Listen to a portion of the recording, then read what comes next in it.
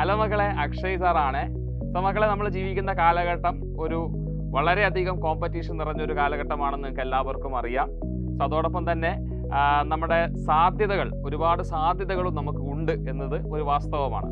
പക്ഷെ മക്കളെ, നിങ്ങൾ കൃത്യമായ രീതിയിൽ പ്രിപ്പറേഷൻ ഇല്ലാതെ നമ്മളിപ്പോൾ ഒരു പ്രൊഫഷണൽ കോഴ്സ്, നിങ്ങളുടെ പലരുടെയും മനസ്സിൽ പല ആഗ്രഹങ്ങൾ, പല രീതിയിലുള്ള അംബീഷൻസ് ഉണ്ടാവും.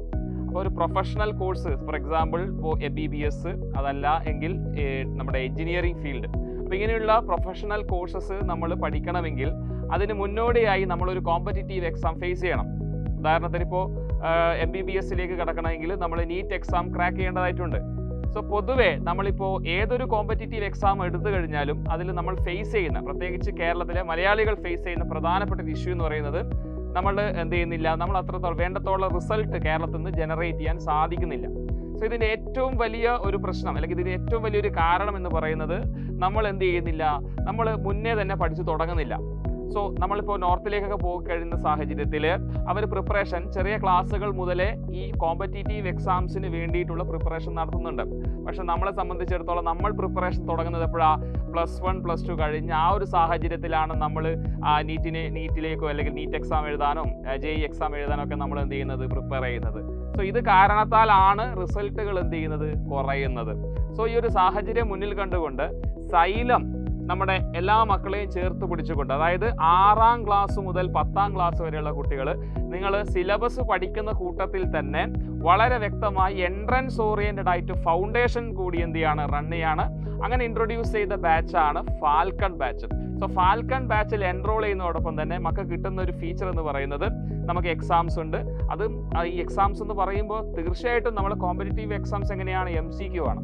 അപ്പോൾ MCQ മോഡലുള്ള എക്സാംസ് നിങ്ങൾ എഴുതുമ്പോൾ തീർച്ചയായിട്ടും ചെറിയ പ്രായത്തിൽ തന്നെ നിങ്ങൾ വലിയൊരു ഭാവിയിൽ നിങ്ങൾ ഫ്യൂച്ചറിൽ നിങ്ങൾ അറ്റൻഡ് ചെയ്യാൻ പോകുന്ന വലിയ കോമ്പറ്റൻസി ലെവലുള്ള എക്സാമിനെ നമ്മൾ പ്രിപ്പയർ ചെയ്യുകയാണ്.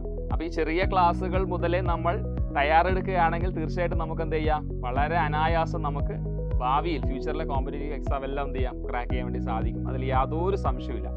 സോ അനവധി ഫീച്ചേഴ്സാണ് ഫാൽക്കൺ ബാച്ചിലുള്ളത്. ഫീച്ചേഴ്സിലേക്കൊന്ന് നമുക്ക് കിടക്കാം. അതിന് തന്നെ ക്ലാസ്സുകളെ കുറിച്ച് പറയാനാണെങ്കിൽ, for example week 1 first of all നിങ്ങൾക്ക് പേൾ വീഡിയോ സെഷൻ എന്ന് പറയുന്ന റെക്കോർഡഡ് സെഷൻസ് ആദ്യം ലഭ്യമാവും. ഈ റെക്കോർഡഡ് സെഷൻ കണ്ടുകൊണ്ട് കാര്യങ്ങളൊക്കെ നിങ്ങൾ മനസ്സിലാക്കിയെടുത്തതിന് ശേഷം ഈ വീക്കിലെ റിവിഷൻ സെഷൻ എന്നുള്ള രീതിയിൽ സൺഡേ നിങ്ങൾക്ക് ലൈവ് സെഷൻസ് ഉണ്ടാവും.